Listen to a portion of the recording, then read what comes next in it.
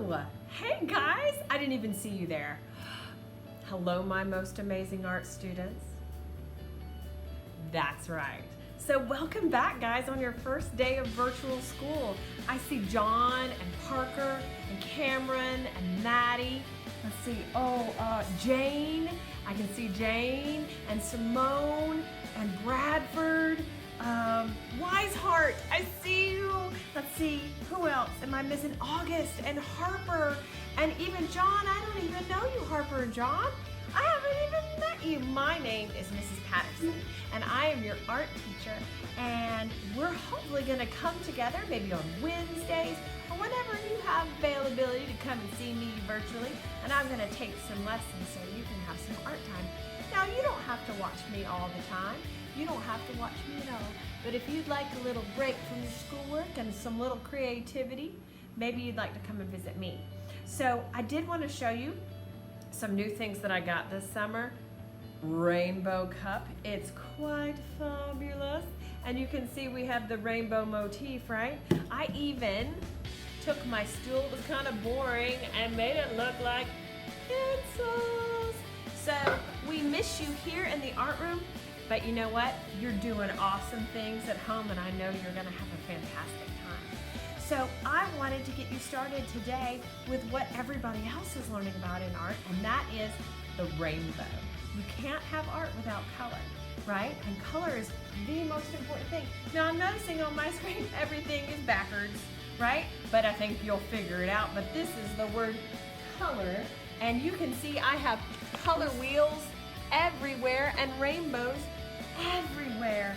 And there is a word behind me, and it says, and I know it's backwards, and I'm so very sorry because I haven't quite figured this out, but some of you have already seen this before. It's called Roy G. Biv. Who knows what that stands for? That's right, it's the order of the rainbow. Red, orange, didn't have a yellow marker, yellow, green, blue, indigo. Indigo's kind of like a bluish purple, and violet. Violet is a fancy word for purple. She's got two names, right? So, kind of like Wiseheart, violet purple, right? So, that is the order of the rainbow. So, we're going to do something kind of fun today, just kind of like my rainbow tree. Oh man, John and Harper, you've never seen my rainbow tree? I'll have to show it to you in a little bit. I think you might have seen it on Class Dojo. It was kind of behind me. But we're gonna do a rainbow art lesson today, and I'm gonna get you started with everything you need. If you'd like to just watch and not do it, that's fine. If you have these things at home, fantastic. If you don't, have your parents email me or call the school, and I'll leave you anything you need right outside the school, and you can come and get it. So give me 2 seconds to get all my stuff together, and we'll start the lesson, okay? See you in a minute. All right, guys, so here are the supplies we need. You're probably gonna need a pair of scissors, some glue. If you have a glue stick, it might work better. I don't have a glue stick, I just have regular old glue, but both of them will work fine. A glue gun, I would advise your parents to help you with this. If you don't have a glue gun, probably duct tape might work best too. You're gonna need some construction paper. Now, do you have to do rainbow? Not at all. Maybe your favorite colors are blues, or blues and just purples. You can pick whatever color construction paper you're going to want. And you're gonna need to cut it in strips. You're gonna need to cut it about 11 inches long and about a ½ an inch wide. Doesn't have to be totally perfect, but that kind of helps a little bit if you cut it into the same size strips. You're gonna need a stick, a skewer of some sort, right? And then you're gonna need to cut out 4 circles.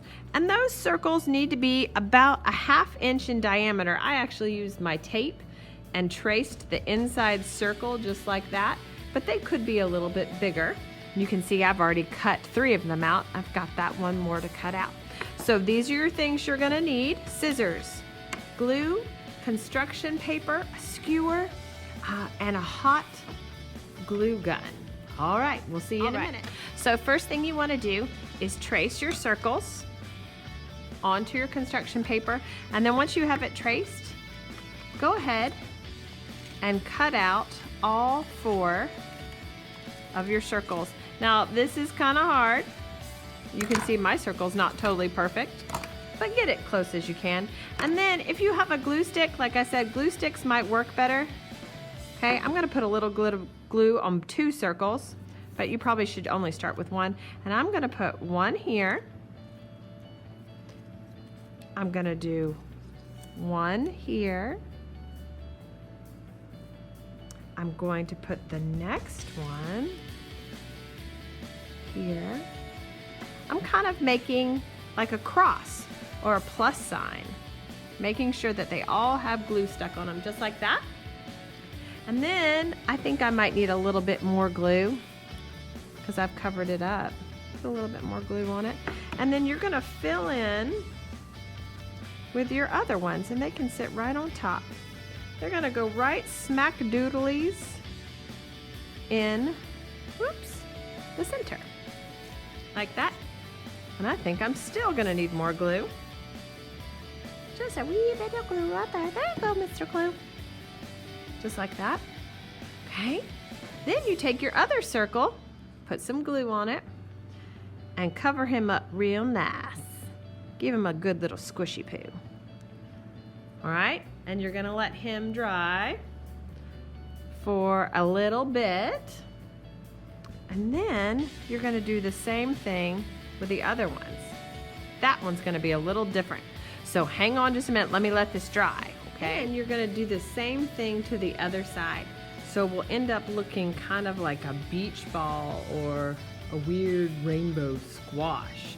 But if you notice, I did, all these were attached, and then I brought them into the other circle and then put the bottom circle or the last circle on and gave it a good squeeze like a sandwich. So you can see I did the same thing to one side as I did the other, and it makes this beach ball, right? So now we're gonna take a skewer, and you might need your mom and dad's help. You're gonna take it. Now, if your stick isn't pointed like mine and you need something pointy to kind of drive that hole through, maybe a screwdriver or something, you might need your mom and dad's help. So I'm working it through, and as I'm doing this, I can totally tell that I need my mom and dad's help because I used a lot of glue and a lot of paper, and it's just not going through. You probably could use, if you're having a hard time, a pencil. A sharpened pencil might work. And see how I'm spinning it back and forth, right? You could use, with your mom and dad's help, a pair of scissors maybe. This is definitely gonna take some guidance. Once you have that hole pushed in there all the way through, you can take your skewer, see how it poked right through? See, poke it through, push it, and come to the other side. And I would poke it through the other side too, just a little bit. I don't know if you can see that. And so I think I'm gonna start with my pencil first. Just kind of drill a little hole. And then, once you've done that, we're gonna hit it with a little hot glue. So let me go get my hot glue. So I've drilled a little bit of a hole. See, my skewer sits in there. So I'm gonna take my hot glue and really reinforce that with my hot glue. Okay. If you don't have hot glue at home, you could drill that hole all the way through and maybe secure it with duct tape. All right, so I don't know if you can see it. I've got a good amount of hot glue in there, and hot glue usually takes just a couple seconds to dry. Uh-oh, and it's already popped off.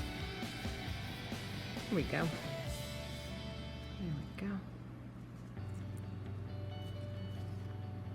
So I'm gonna let that dry for a little bit.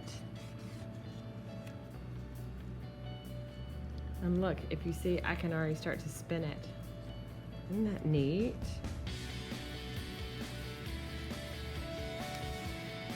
I can move it up and down. See what's going on there? But you gotta wait for it to dry or it just won't work. I'm a little excited.